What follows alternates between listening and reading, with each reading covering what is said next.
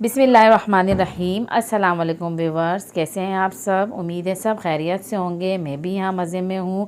तो आज जो हम रेसिपी बनाने जा रहे हैं ना, वो ये है छोलों की चाट। दही बड़े छोलों की चाट जो होती है मज़ेदार सी, ये हम बनाएंगे आज। तो किस तरीके से बनेगी इसको आप पूरी एंड तक देखेंगे, पूरी वीडियो स्किप किए बग़ैर।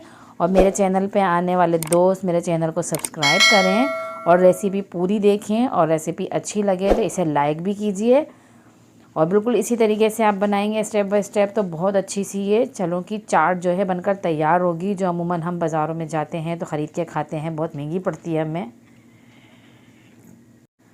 तो ये मैंने छोले ले लिए हैं सफ़ेद वाले, और इनको मैंने ओवरनाइट भिगो के रख दिया था सोडे के साथ। और इसको मैंने सुबह में अच्छी तरीके से इनको बॉयल कर लिया है, बहुत अच्छा गला लिया है, आप देख सकते हैं खूब गले हुए हैं। ये 1 प्याली मैंने बेसन लिया है, ये हमारी फुल्कियों के लिए। और इसके अंदर अजवाइन शामिल करेंगे हम, और नमक डालेंगे, और इसको अच्छी तरीके से पानी के साथ हम फेंटेंगे और तेल में हम इसको फ्राई करेंगे।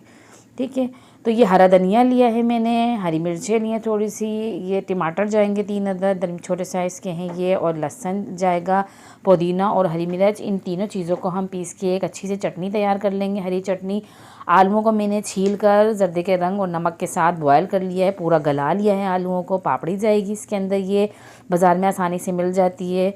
और ये मैंने प्याज को लच्छेदार इस तरीके से कट कर लिया है और वॉश कर लिया है, इसको ठंडे पानी में डाल के। दही 1 प्याली जाएगी इसके अंदर, साबुत धनिया 2 खाने का चम्मच, 1 खाने का चम्मच ज़ीरा, और ये हमारी साबुत लाल मिर्चें 20 से 25 अदद है। इनको हम थोड़ा सा रोस्ट करके इनको हम तीनों को पीस लेंगे। ड्राई मसाला और नमक हस्बे ज़रूरत जाएगा, और ये इमली का पानी जाएगा 1 प्याली इसके अंदर। और बहुत ही मज़ेदार सी ये चाट बनकर तैयार हो जाएगी।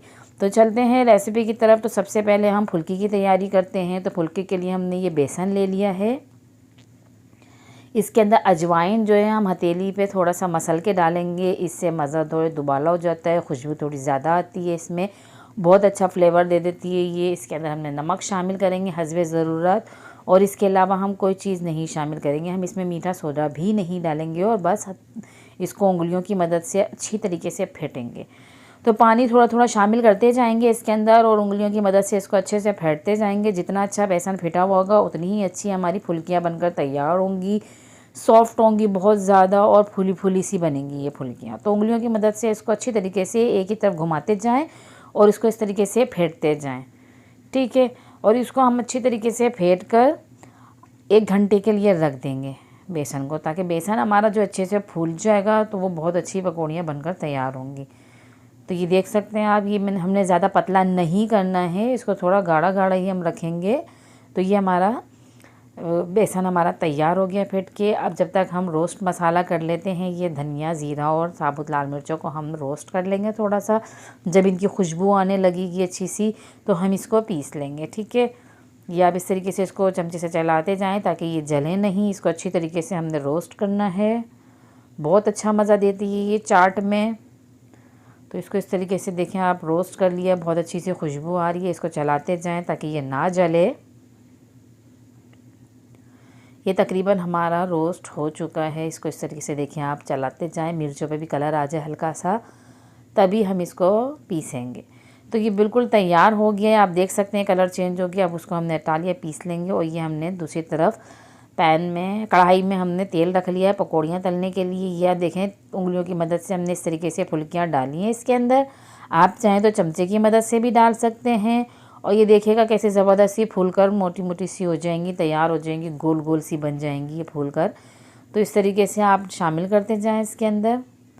आप देख रहे हैं ये फूल रही हैं, ऊपर की तरफ आ रही हैं और फूल रही हैं, तेल से ऊपर आ रही हैं। देखिए मज़ेदार सी ये फूल कर फुल्कियाँ बहुत सॉफ्ट सी ये बनकर तैयार होती हैं। इस तरीके से आप इनको सारी फुल्कियों को आप फ्राई कर लेंगे। फ्राई करने के बाद इनको हम निकालेंगे, और इनको हमने पानी में डालना है, लेकिन डायरेक्ट हम पानी में नहीं डालेंगे। इसको हम थोड़ा सा ठंडा करेंगे, ठंडा करने के बाद इन्हें हम पानी में शामिल करेंगे।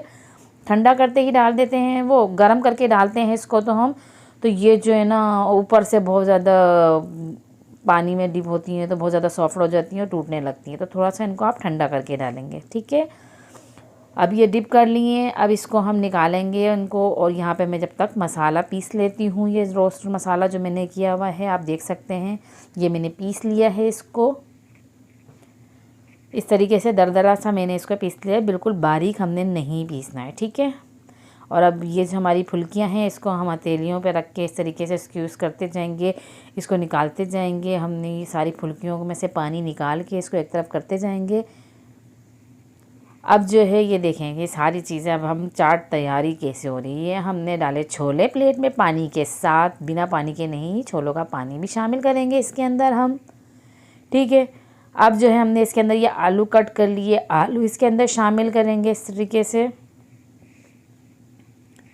जितना दिल चाहे आप शामिल करें आलूओं को, कोई इसमें वो नहीं है। टमाटरों को मैंने छोटे छोटे पीसों में कट किया, ये इसमें शामिल करेंगे। फुल्कियाँ हमने रख दी इसके अंदर, चाहे तो आप इसको उंगलियों की मदद से तोड़ के, चाहे साबुत रखें, चमचे की मदद से मिक्स करते जाएं। प्याज डालें इसके अंदर इस तरीके से, थोड़ी सी प्याज शामिल की इसके अंदर।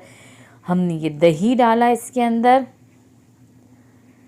मिनटों सेकंडों में ये चाट बनकर बिल्कुल तैयार हो जाती है। ये देखें, अब हमने इसके अंदर इमली का पानी शामिल करेंगे। जितना आपको खट्टा चाहिए उतना आप पानी शामिल करें इसके अंदर। और सारी चीज़ें अलग अलग मैंने इसलिए रखी हैं कि जो है ये आसानी से, जितना जिसको चाहिए फ्लेवर, जो चीज़ ज़्यादा चाहिए वो उसमें शामिल कर सकते हैं। तो ये हरी चटनी मैंने इसके अंदर शामिल की। पापड़ी ये मैं इसके अंदर डालूंगी ऊपर से। बहुत ज़बरदस्त ये क्रिस्पी क्रिस्पी सी पापड़ी जब मुंह में आती है बहुत अच्छा मज़ा देती है। और हमने इसके अंदर मसाला डालकर इस तरीके से ये चाट तैयार कर ली है। बहुत ही अच्छी रेसिपी है जो मैंने आपके साथ ये शेयर की है। घर में आप बनाएंगे, सब मज़े से खाएंगे, शौक़ से खाएंगे। बहुत ही अच्छी है चना चाट बनती है, आप इसे घर में बनाएं, एंजॉय करें। और मुझे दीजिए इजाज़त। अल्लाह हाफिज़।